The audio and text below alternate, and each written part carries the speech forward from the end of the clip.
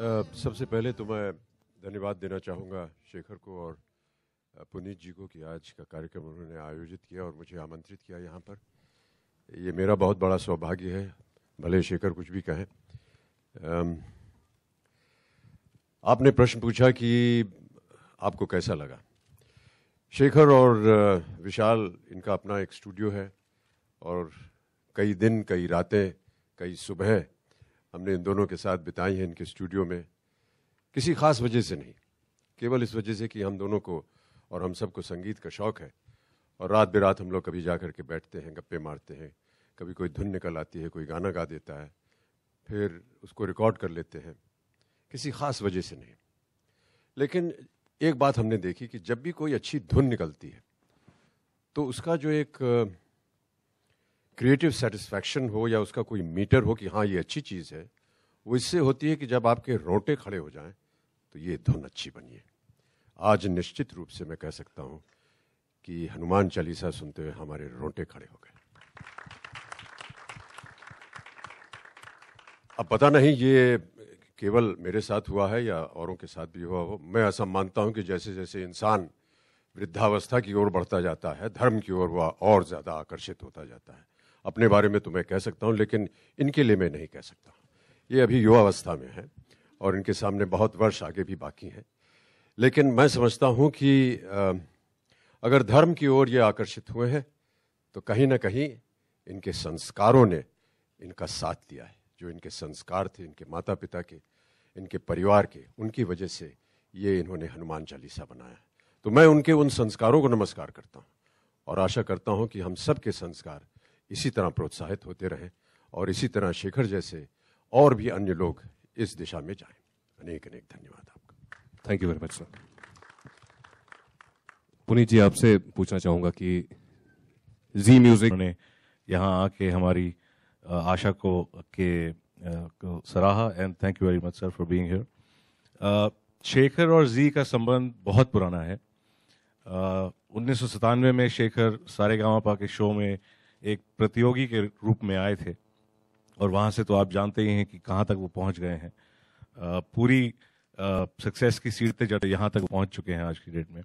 और एक और बड़ा हाथ शेखर का था, वो था पिछले साल Shekhar was part of the team जब आए थे मेरे पास कि जी म्यूजिक कंपनी को वापस से रिवाइव किया जाए।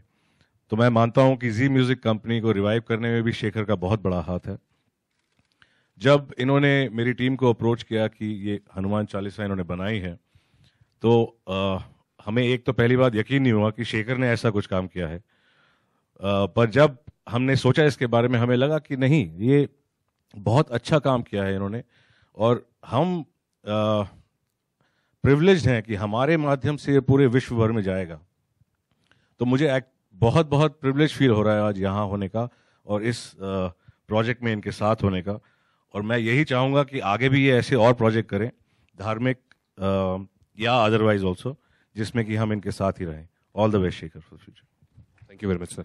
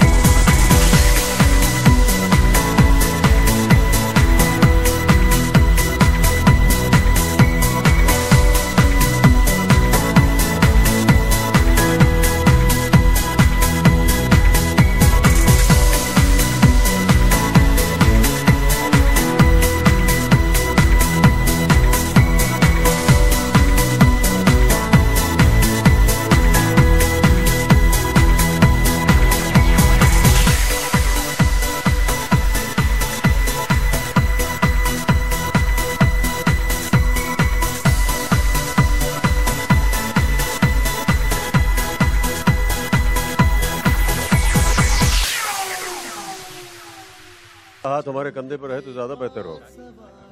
So,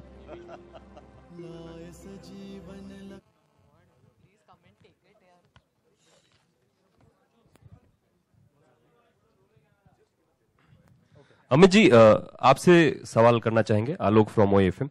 हनुमान चालीसा से कब से नाता है, या आज भी इन दिनों जब आप बिजी रहते हैं तो दिन की शुरुआत कैसे हो पाती है, अगर आप जिक्र करना चाहें। हनुमान चालीसा से ही शुरू होती है। और कुछ बचपन की यादें अगर आप तरोताजा करना जैसा चाहें। कि मैंने कहा अभी कि बचपन से ही माँ बाबूजी के साथ बैठ करके रामायण पाठ, हनुमान चालीसा, गीता, इन सब के साथ हमारे दिन गुजरे हुए हैं, वो आज भी हमारे साथ हैं।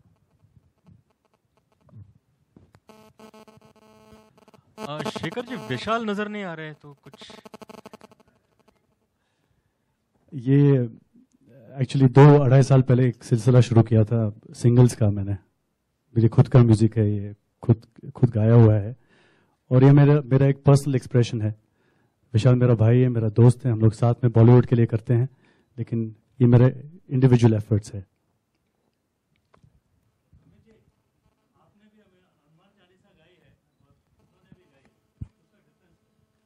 ये ज्यादा सक्षम है। नहीं सर, नहीं, I don't agree with that, क्योंकि मैं बहुत लोगों को जानता हूँ, मेरे घर पे लोग सर की हनुमान चालीसा सुनते हैं। अभी मुझे कन्विंस करना पड़ेगा कि आप भी मेरी सुन लो थोड़ी। शेखर जी, ये थॉट कहाँ से आया हनुमान चालीसा सामने आपके? Pankaj from glamsham.com। ये थॉट कहाँ से आया? How did it originate and how did you get inspiration to make Hanuman Chalisa? Actually, a memory of my grandmother triggered off an impulse to record the Hanuman Chalisa. It happened after I was recording a film song in the studio and everyone had left by about 7:30. तो 7:30 के बाद मैं अकेला बैठा था studio में, तो मैंने सोचा ये मैं बनाऊं। उसका एक वक्त होता है, उसका एक आई थिंक एक आशीर्वाद होता है ऊपर वाले का। There's a time to it and it happened in that time. In about 2 hours, I recorded this entire Hanuman Chalisa. Bachchan साहब, ईद का भी मौका है और शेखर की हनुमान चालीसा का भी लॉन्च है। महाराष्ट्र के हॉर्टिकल्चर का आपको ब्रांड एम्बेसडर बनाया गया, क्या कहना चाहेंगे इस बारे में? सबसे पहले तो ईद मुबारक सबको, और आज ये इसका विमोचन हुआ है हनुमान चालीसा का, इसके लिए शेखर को बधाई देता हूं। हॉर्टिकल्चर की बात किसी और दिन करेंगे, यहाँ धर्म की बातें हो रही हैं, फल आदि जो है वो बाद में। Hello Shekhar. Bachchan sir here, are you happy with the response of Yudh sir? जी, अभी काम खत्म हो गया है, और मेरी ऐसी धारणा है कि मैं ऐसा मानता हूं कि कलाकार जो है वो कभी भी संतुष्ट नहीं होता अपने काम से। व्यक्तिगत तौर से तो मैं हमेशा यही प्रयत्न करता रहूंगा कि और अच्छा काम कर सकूं, और अवसर मिले मुझे और काम करने के लिए। और जो सिलसिला है वो टेलीविज़न का, उसका बारे में हमें कुछ पता नहीं है, क्योंकि फिल्म जब रिलीज़ होती है तो वीकेंड पे पता चल जाता है कि इतना कमाया, इतना घाटा हुआ, जो भी हुआ। टेलीविज़न में TRP है वो मुझे आती नहीं है, मैं बस अपना काम करके चला जाता हूँ। आप लोग बताएंगे कुछ दिनों के बाद कि वो सही हुआ या गलत हुआ। सही होगा तो आपको नमस्कार करेंगे, गलत हुआ तो भी नमस्कार करेंगे, और आगे प्रयत्न और करेंगे। हेलो शेखर सामने बिल्कुल सर, आपने देखा होगा हनुमान चालीसा या कुछ इस तरह के जो ग्रंथ है जो गाए जाते हैं, बचपन से ही एक धुन होती है जो मशहूर है, उसी धुन में ही वो प्रचलित है। लेकिन आपने अलग धुन में उसे पिरोया है, तो आपको लगेगा उसको पकड़ने में कितना टाइम लगेगा? सर, ये हनुमान चालीसा 4000 साल से सुपर हिट है, तो अभी और तो means at the end of the day it's just an experience, it's just something which आप जो दिल से निकली हुई आवाज है, it's something it's popular, means the popularity of Hanuman Chalisa is something which I think वो बरसों से हम सुनते आ रहे हैं। जब आप धुन की बात कर रहे हैं, हर आर्टिस्ट ने अलग अलग रूप से उसको प्रस्तुत किया है, और ये मेरी एक छोटी सी कोशिश है। राग जो है, राग मैंने इनसे अभी गाड़ी में इनके साथ आ रहा था, मैंने पूछा कि कौन सा राग, तो उन्होंने बताया यमन कल्याण। और राग जो है वो निरंतर होता है, किसी भी राग में आपको ये चीज़ गा दीजिए, क्योंकि राग जो है, जो उसमें तत्व होता है, उसमें जो अपनापन होता है, वो संसार को लेकर के, वातावरण को लेकर के ये सारी धुनें और राग बनाए जाते हैं, ये निरंतर हैं। कुछ भी गाएंगे उस राग में वो हमेशा निरंतर ही रहेगा। Thank you very much, ladies and gentlemen. Thank you so much. Thank you very much.